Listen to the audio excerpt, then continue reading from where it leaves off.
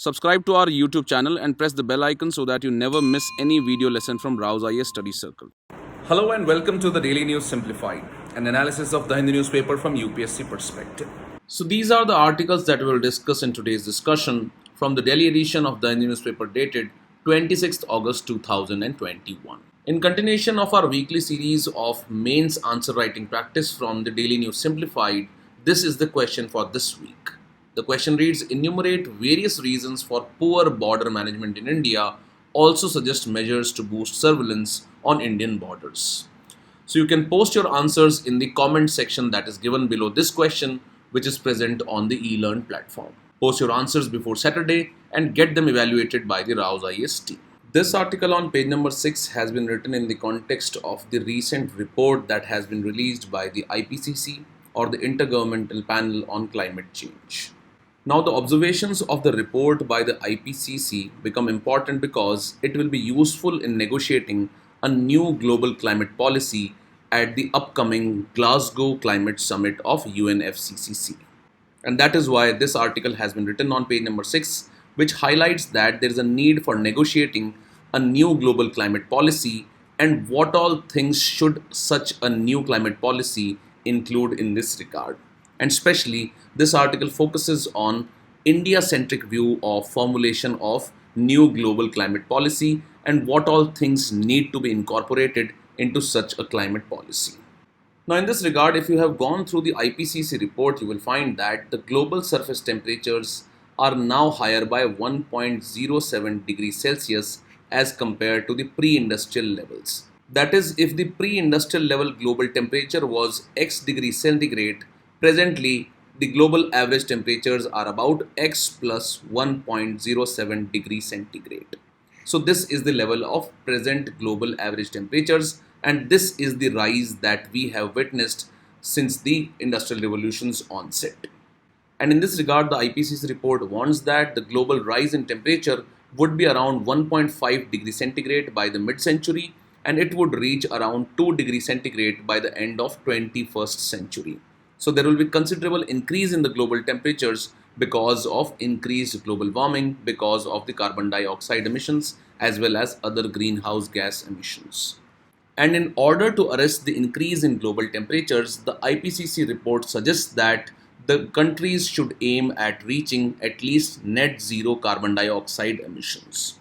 And accordingly, a debate has started as to is achieving the net zero global carbon emissions important, or is the reduction in per capita carbon emissions by different countries more important? Now, the IPCC has suggested that the countries should adopt at least the net zero emissions goals. And you all might be aware that the developed countries, including the G7 countries, are also advocating the achievement of net zero emissions. However, India is opposed to such net zero emissions conception for arresting the climate change. And as such, India has suggested that we should move from achieving the net zero emissions target to a per capita reduction in emissions target. So in this regard, let us look at what is India's view on achieving the per capita reduction in the carbon dioxide emissions. Now, regarding the global greenhouse gas emissions, you should note that India is amongst the biggest emitter of greenhouse gases after the United States of America and China. And in this regard, India has urged the group of 20 nations, or the G20 nations, which are having per capita greenhouse gas emissions above the global average, to bring it down to the world average, and this will vacate some carbon space for the developing countries.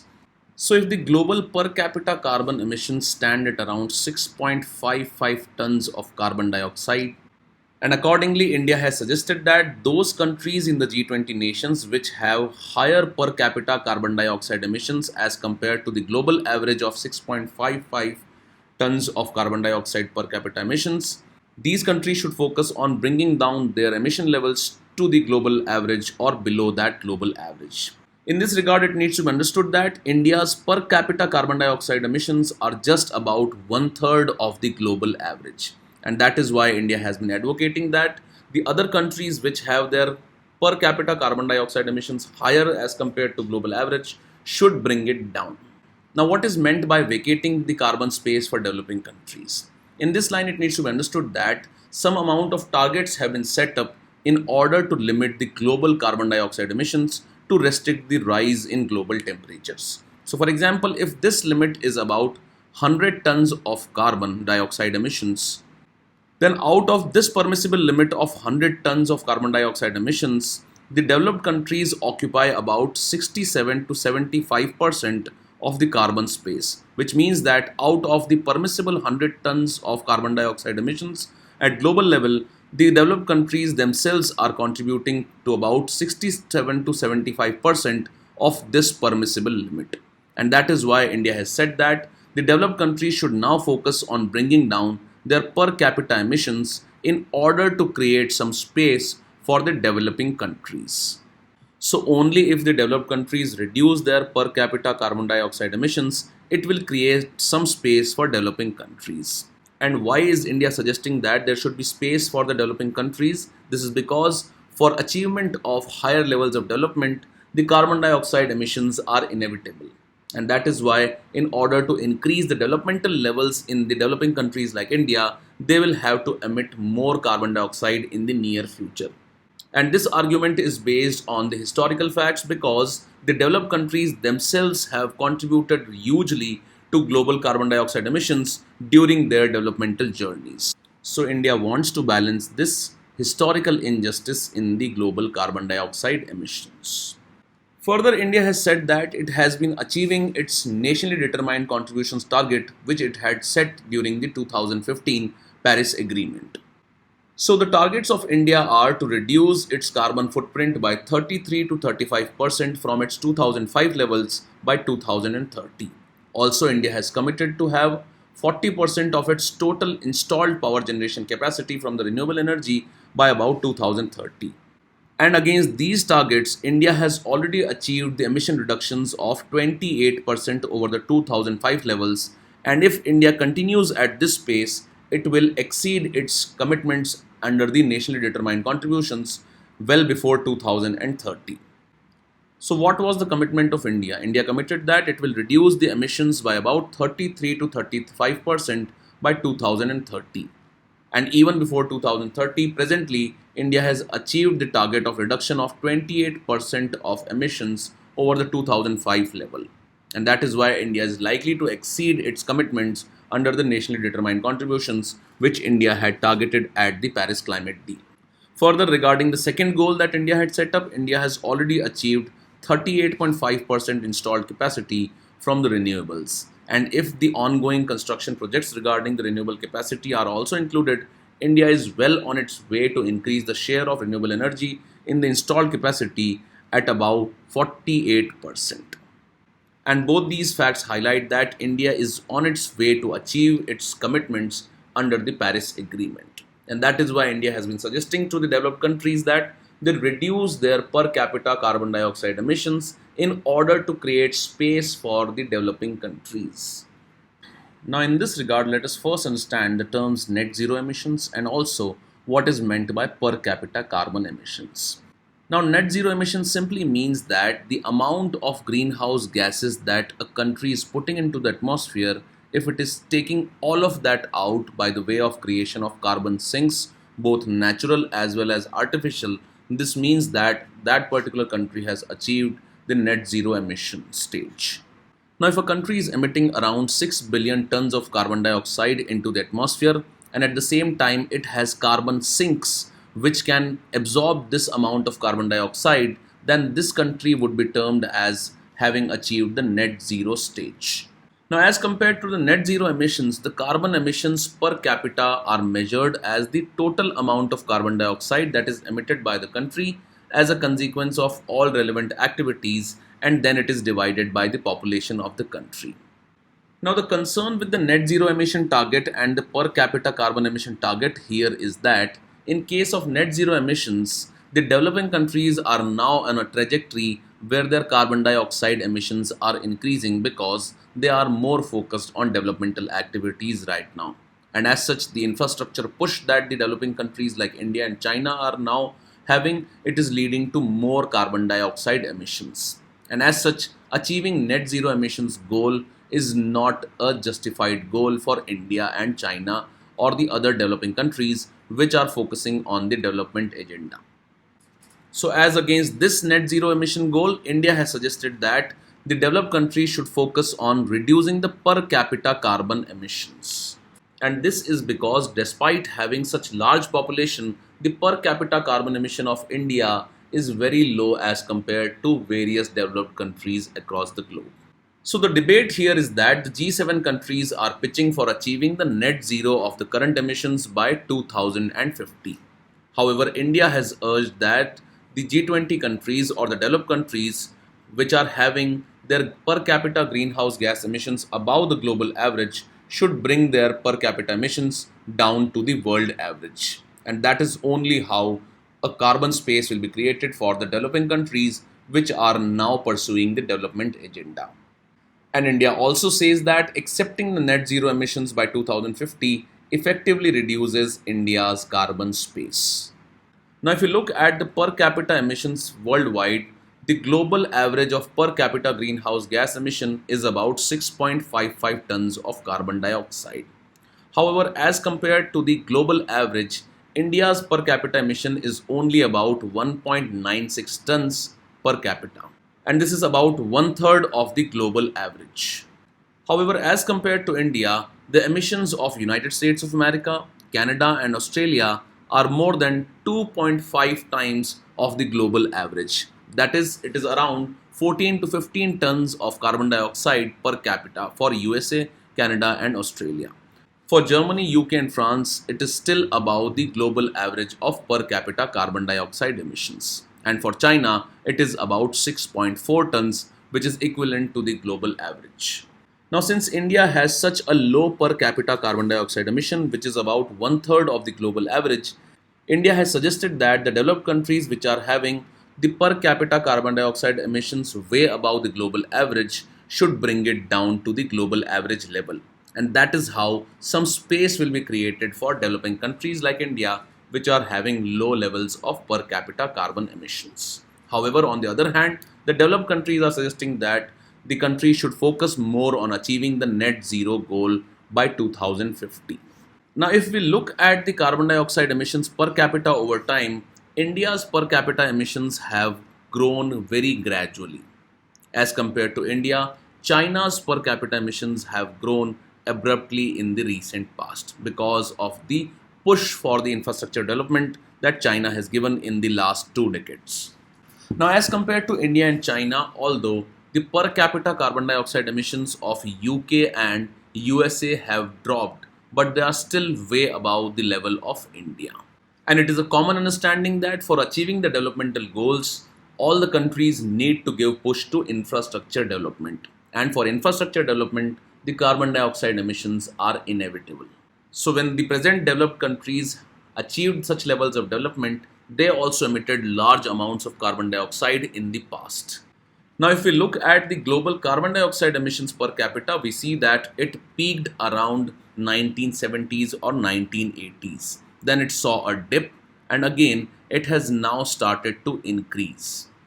This is because of the rising levels of the middle class and the rising prosperity in the developed worlds, as well as at the same time the developing countries are now also pursuing greater push for their infrastructure.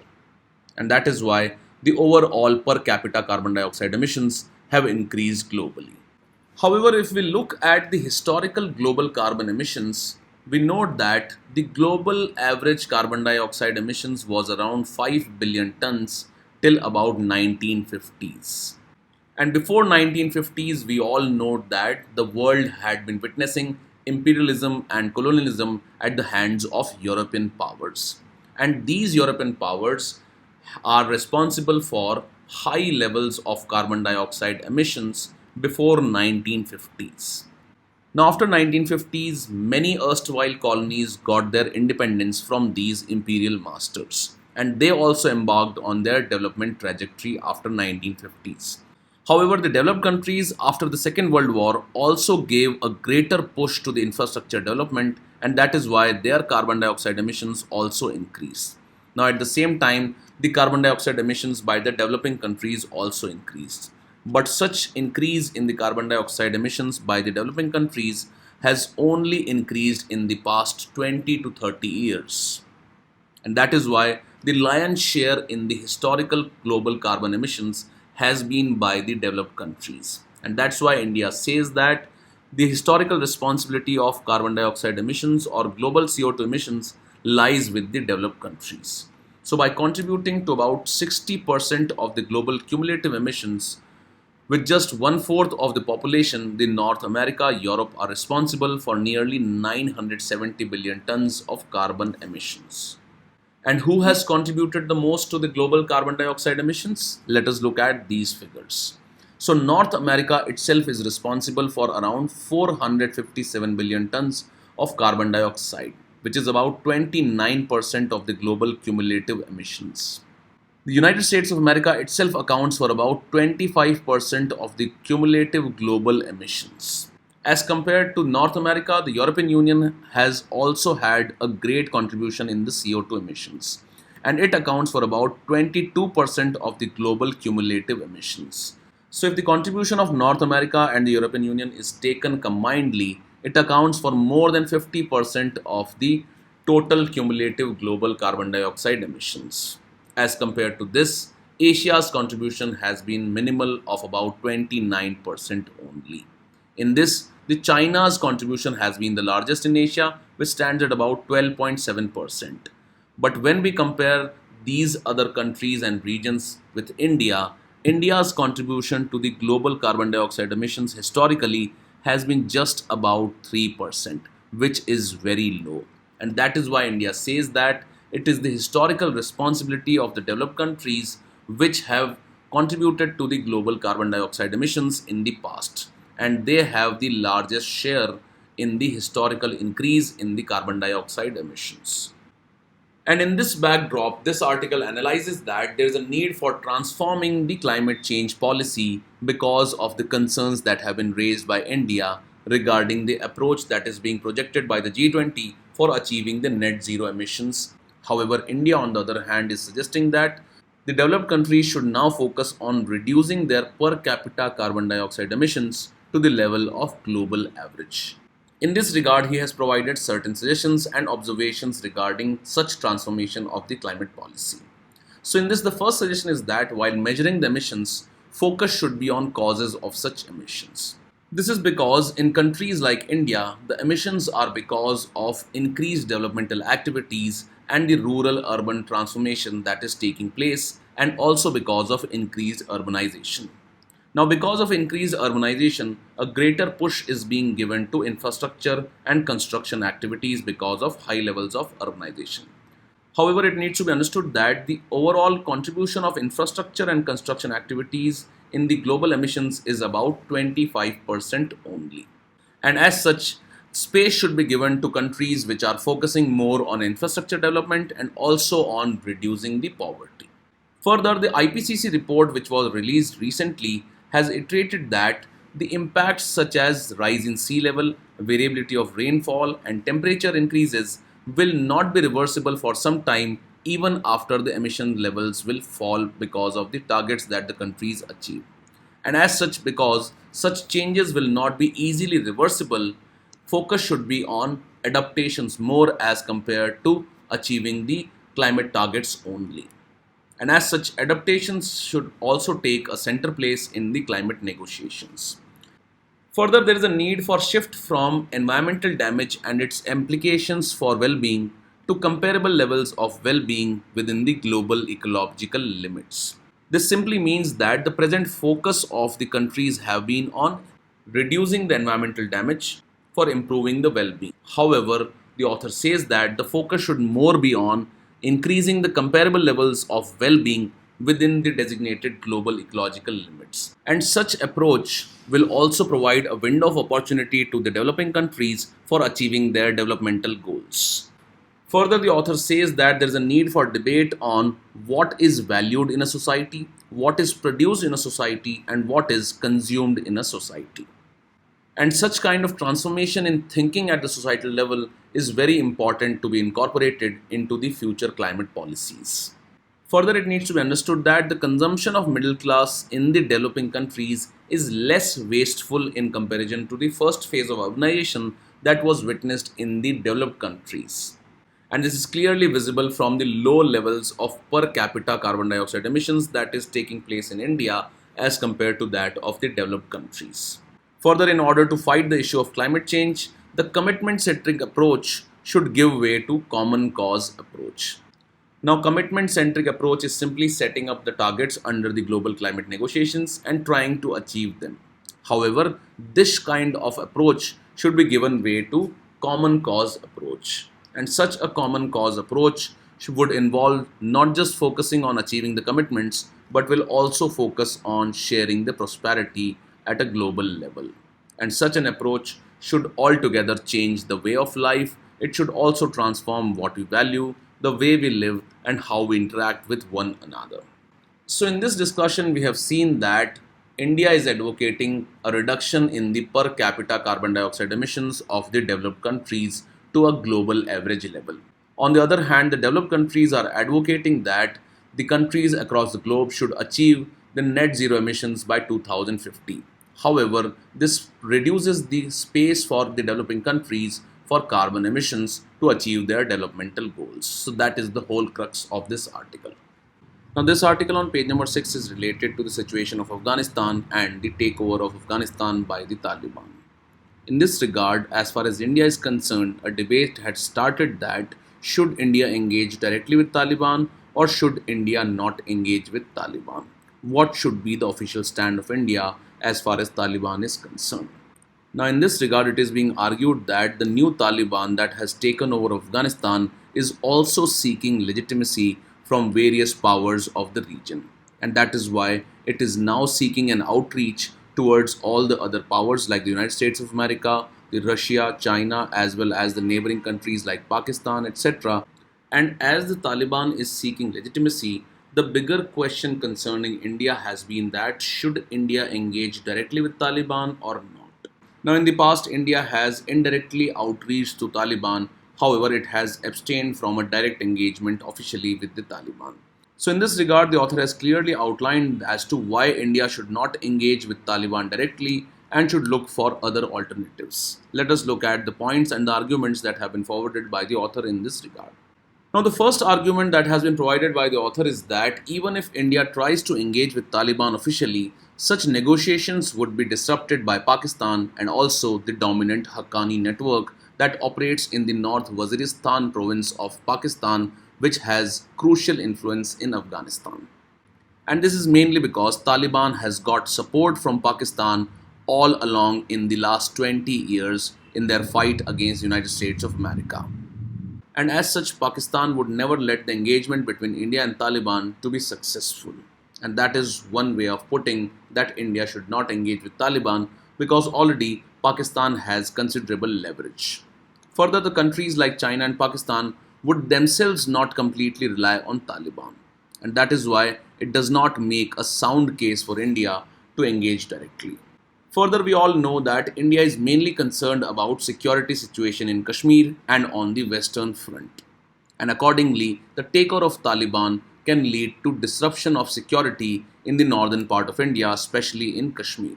And this is because the Taliban's takeover of Afghanistan is likely to make Afghanistan a breeding ground for terror outfits. And that is likely to disrupt the security situation in Kashmir. However, the author argues that India's concerns of security in the Kashmir cannot be achieved by trusting Taliban. Because Taliban itself is a violent outfit and it cannot be trusted for security situation in Kashmir. Further, Taliban is a Sunni group and it would stand against the interests of Iran, which is mainly Shia dominated. Also, we note that Afghanistan's takeover by Taliban will turn Afghanistan into a breeding ground for terror outfits in the near future. And this will be a common concern for not just India, but also for neighboring countries like Iran, China, and also the other Central Asian countries like Turkmenistan, Uzbekistan, etc. And this can be one area of convergence for all the regional countries to engage.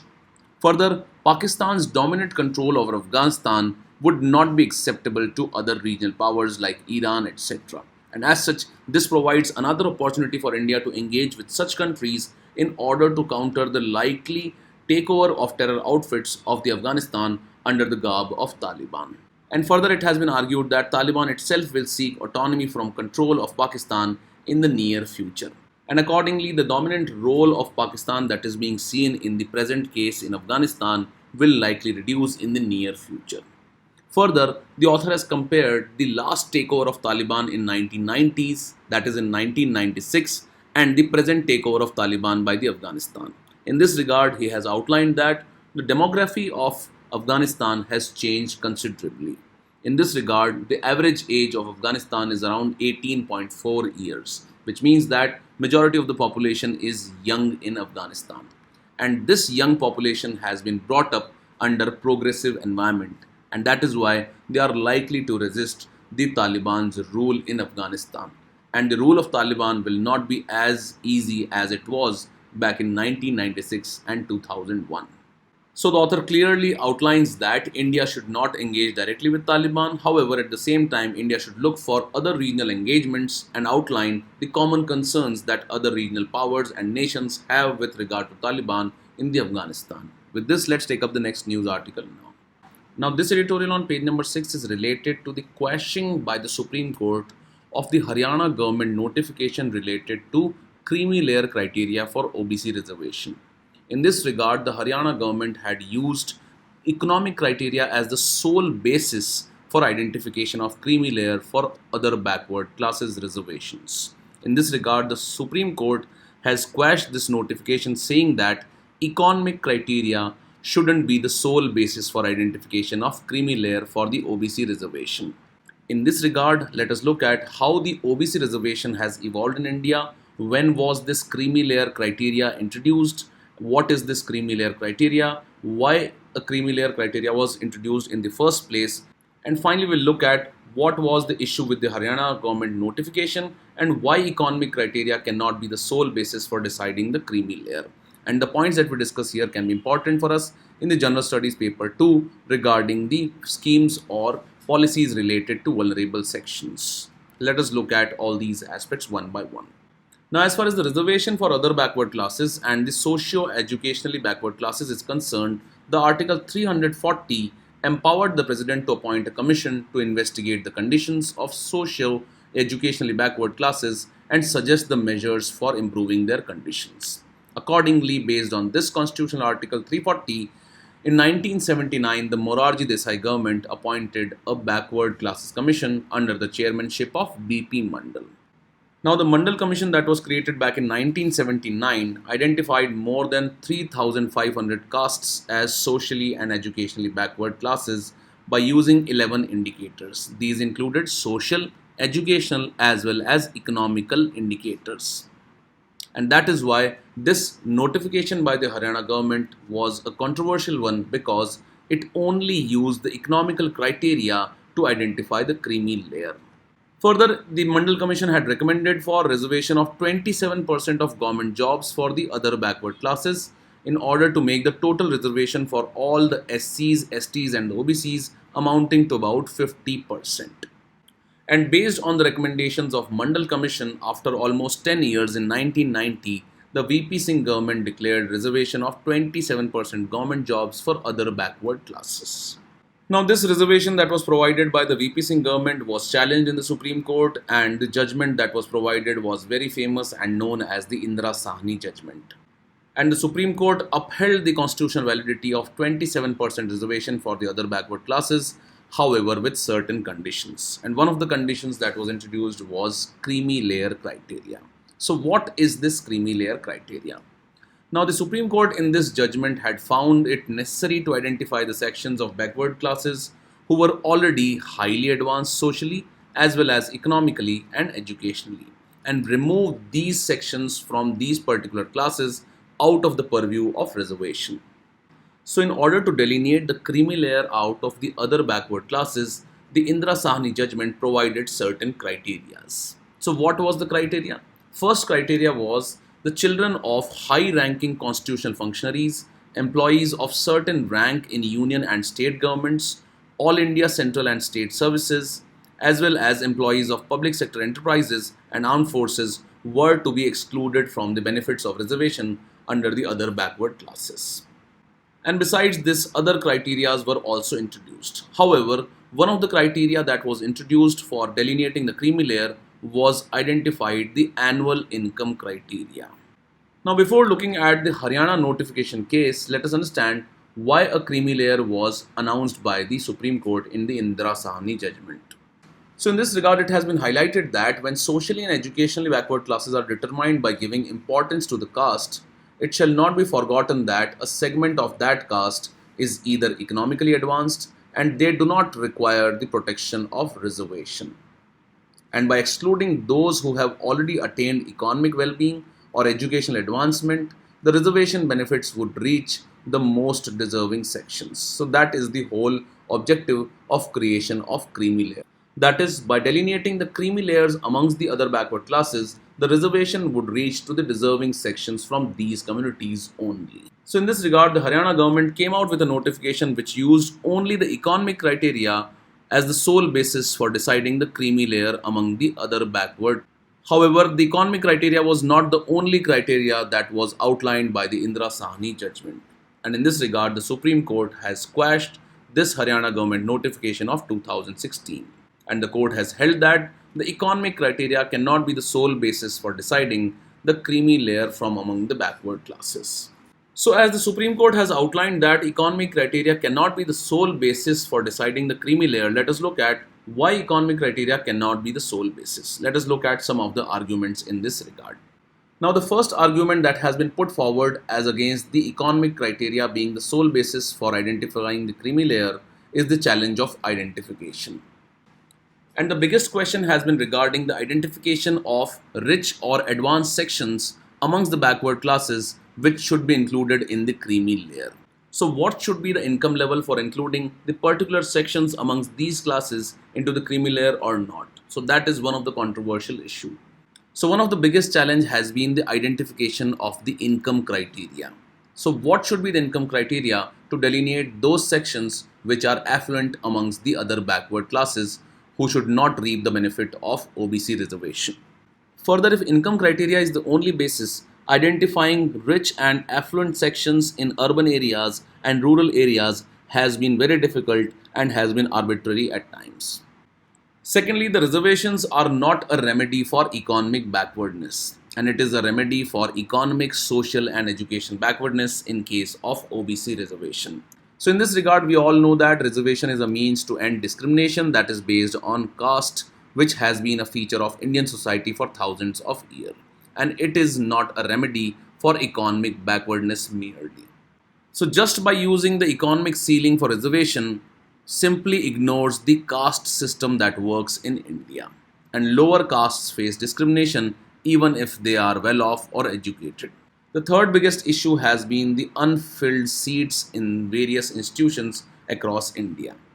And placing too many restrictions on the reservation benefits may leave the seats unfilled and vacant in various institutions as well as in the jobs in the reservation provided by the governments. So, these are some of the arguments that have been forwarded against the usage of economic criteria as the sole basis for deciding the creamy layer. Now, after going through some of the points that we have discussed here, you can practice this mains question. So, the question reads: exclusion of creamy layer from affirmative action serves the cause of equality. Explain how creamy layer concept emerged in India and discuss the need for multiple criteria to determine it. With this, let's take up the next news article now. This article on page number 7 talks about the technology that are being used in the Indian judicial system.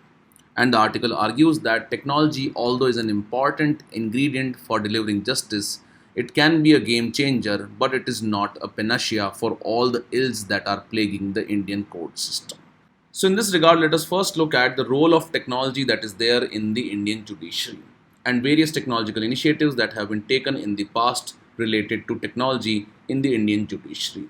And after that, we will look at what are the limitations of digital justice delivery. So, let us look at all these arguments from the General Studies paper 2 point of view. So, the adoption of information communication technology in judiciary has certain advantages. First is that it can increase the access to justice to all the sections of the society. This is because the likely introduction of information communication technology will reduce the red tapeism that exists in the bureaucratic systems and also in the court systems. Secondly, because of the advantages of information communication technology, the justice that can be provided by the judiciary can be cost effective and can be affordable to the marginalized sections of the society. Further, because of the adoption of modern technologies, it can increase the speedy justice delivery and also can lead to reduction of pendency of the cases. So these are the following ways in which the information communication technology can play a key role in the Indian judicial system. Now, what are the various initiatives that have been taken regarding the introduction of technology? Let us look at these. The first was the e-court project, and this was conceptualized on the basis of National Policy and Action Plan for Implementation of Information and Communication Technology 2005. It was implemented in 3 phases. This project aimed to connect all the courts digitally, enabling e-filing of cases and tracking them online, and eventually digitizing all the court processes like virtual hearing, live streaming of court proceedings, etc. Further, a national judicial data grid was also established. It is a flagship project that is implemented under the aegis of e-courts project, and it has been recognized as a significant innovation under the ease of doing business initiative of the Government of India. Now, this National Judicial Data Grid is a national repository of data relating to the cases that are pending and disposed of in all the districts and taluka courts of the country. This grid further gives the consolidated figures of cases instituted, disposed, and the pendency of cases in all the courts across the country. And that is why, as the statistics are being updated every day by respective courts on this National Judicial Data Grid, it helps the government in identifying the degree of pendency of cases in the Indian judiciary. Third important initiative is the LIMBS, which is the Legal Information Management and Briefing System. Now, in this regard, it is important to understand that government is considered to be the biggest litigant in India. And as such, it is important to digitize, automate, and monitor cases from ministry and department side. And accordingly, the LIMBS is a web-based portal that has been developed by the Department of Legal Affairs, Ministry of Law and Justice for monitoring and handling of various court cases of the Government of India. Then another initiative that has been introduced is related to the introduction of artificial intelligence based portal that is known as SUPACE. So the Supreme Court Portal for Assistance in Courts Efficiency, SUPACE, is an artificial intelligence led tool that collects relevant facts and laws and makes them available to the judges. Now here the artificial intelligence just provides important facts and processes them to make them available to the judges for looking for an input for a decision. However, the author highlights that contrary to the popular perception that adoption of technology by the courts during the pandemic has not reduced pendency of cases. And evidence from the National Judicial Data Grid shows that despite considerable investments to digitize judicial infrastructure and administration, pendency of cases has reached an all-time high during this year of virtual functioning of the courts. So let us look at what are the limitations of digital justice delivery. First issue is that of uneven digital access. In this regard, we note that there is lack of adequate data speed and data volume at all the levels in our country. And such distribution of data speed and data volume is not very uniform. And that is why it creates a kind of disparity between the courts in accessing the e-court systems and the services. Secondly, the technology adoption is not that easy in semi-urban and rural areas. And some of the lawyers that function in semi-urban and rural areas find the online hearings very challenging. Thirdly, technology is not value neutral. And technology often reinforces the existing biases and the stereotypes that exist in a society. In this regard, it has been said that as the artificial intelligence works on data, there is chance that some communities of the society are labeled as potential criminals and habitual offenders. And that is why technology has its own social implications. Then there are issues related to data security, and lack of adequate data safety infrastructure jeopardizes the potential benefits of digitization of judiciary. Finally, the huge vacancies in the Indian judiciary is no substitute for adoption of technology. The India Justice Report 2020 pegs the vacancies in high courts at about 38% and in the lower courts at about 22%. And given such a huge number of vacancies, technology alone cannot address the issue of pendency of cases. Hence, in this regard, it has been argued that although technology can be a game changer, but it is not a panacea for all the ills that are plaguing the Indian judicial system. So technology should be complemented by other administrative related judicial reforms for faster and efficient and inclusive justice delivery. So, after going through some of the points that we have discussed in this article, you can try this question from the mains examination perspective, which reads: Technology is not a panacea for all the ills plaguing the Indian judiciary. Discuss the scope of technology in judicial reforms and explain the limitation in its adoption. Now, besides the articles that we have discussed in today's DNS, there are few more articles that are important. First one is the cabinet clearing rupees 15,000 crore proposal of national monetization pipeline linked FDI. And this national monetization pipeline has been discussed in detail in this year's budget video that is live on YouTube. Do go through that discussion and try and understand the key aspects of national monetization pipeline. Then, besides this, on page number 12, there is another news article regarding the center raising the fair price for sugarcane. And this makes the pricing of sugarcane important for us from the prelims examination perspective. And the various aspects of sugarcane pricing policy have been discussed in the Indian Express Explained section of February 2021 of week 3. So do go through this discussion and try and understand the various aspects of sugarcane pricing policy that is followed in India. That can be an important aspect for us from the prelims examination perspective. With this, we conclude today's discussion, and this is the question for the day.